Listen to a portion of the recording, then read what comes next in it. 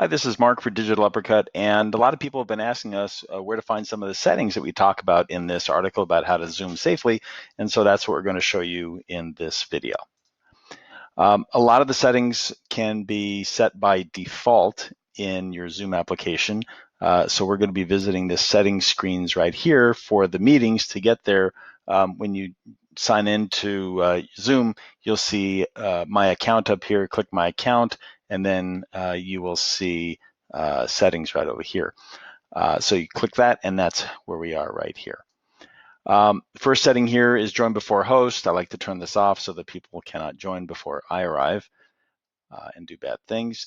Only authenticated users can join meetings. If you turn this on, then it will require people to sign into Zoom before they can attend your meeting.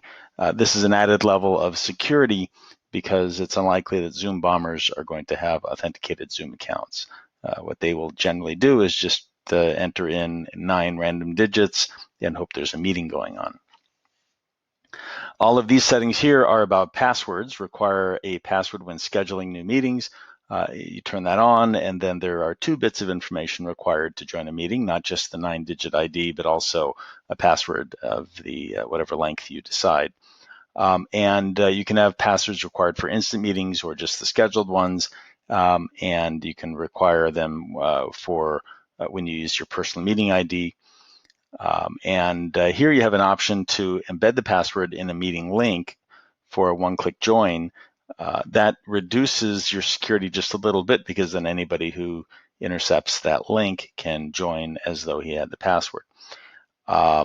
Oftentimes, if I'm going to use a password in a meeting, we'll turn this off and send a meeting link with the meeting ID and then separately send the password. This is the same setting for requiring a password, but this is for phone users only. This one not quite as critical as the online joining. Mute participants upon entry. This will make everybody quiet when they join. That way they may not say something inadvertent when they arrive on the call, and you can also vet them and make sure that they belong there before they start talking, before you unmute them. These 2 settings here are about chat. You can allow participants to chat with everybody, with all participants, or not.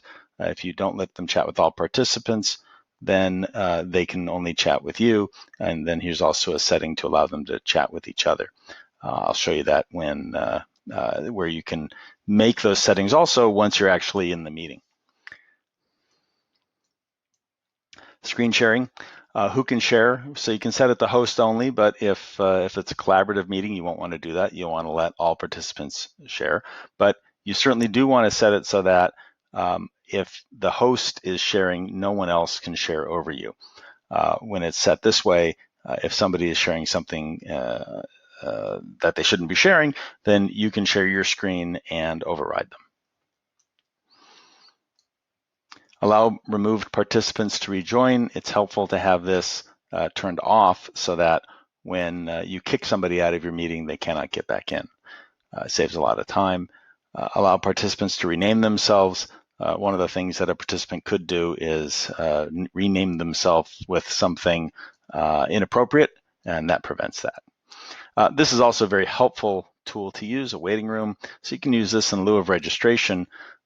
With a waiting room, we'll talk about registration in a minute. With a waiting room, when people join the meeting, they actually go into a holding area, and then you have to admit them, and you can admit them one by one before they actually can join the meeting.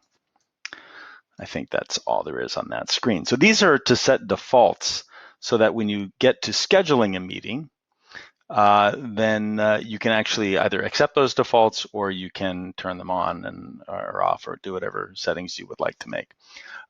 Here's another set of actual security settings. So everything we've talked about so far, those are security settings to help make running the meeting better, to prevent people from joining who you don't want to have join. On this page, there's actual security settings, and they mostly apply if you have a business or enterprise account. So you can set the length of passwords for all of your Zoom users, and you can actually require two-factor authentication for your account, and you can also allow or disallow people to sign in with Google. You may choose to turn that off. If you have a business or enterprise account, you also might want to activate single sign-on. So for example, you can have somebody sign in with Active Directory and they don't need to actually authenticate within Zoom separately. So when you're actually scheduling a meeting, this is the screen that you'll see. Here you can choose whether you want to require registration for the meeting. So rather than distributing a meeting link, you will be distributing a meeting registration link. The user would have to register for the meeting, after which they would get the meeting ID and then presumably the password as well. Here is where you would actually set the meeting password. You can set it from well, pretty much any number of digits that you like. I've tried 3, I've tried 6, and certainly it'll take more. When somebody joins, do you want to allow the host video to be on, and do you want the participant video to be on? I turn them both off. This way people are prepared before they turn on their video, and you as well. You can change these during the meeting. And then here's some other meeting options. Enable join before host. We saw that as a default earlier, so you can turn that on or off here on a meeting by meeting basis. Mute participants upon entry. We saw that as well. Enable waiting room. You'll see what that looks like in a moment, and only allowing authenticated users to join. Once you have the meeting set and you start your meeting, this is the kind of a screen that you will see. And what you'll notice here is that in this case, I'm running the meeting and as the host, and then here I have my alter ego waiting in the waiting room. I can click here to admit the other users into the meeting itself, or I can click here and see the waiting room, which would basically be the Manage Participants screen. The Manage Participants screen looks like this. So if you click Participants here, or Manage Participants, you'll see the list of meeting participants over here. You can mute and unmute everybody, or either mute or unmute them all at one time. You can mute and unmute them individually here as well. But here are the mute settings. So here on the bottom right corner, it says More. At the bottom of this participant screen, it says More. And you can make these settings during the meeting. Mute participants upon entry. We saw that before. Allow participants to unmute themselves. I recommend that you do not do that, especially if it's going to be a larger meeting. This way you can mute everybody and selectively unmute them whenever you see fit. It depends really on the kind of meeting that you're running. If it's a collaborative meeting and people are responsible, they can certainly unmute themselves. But if you're running a larger meeting and you want to have better control, you can turn that off. Allow participants to rename themselves. We saw that set earlier. Play enter exit chime. It's not a security setting at all. You can do that whenever you like.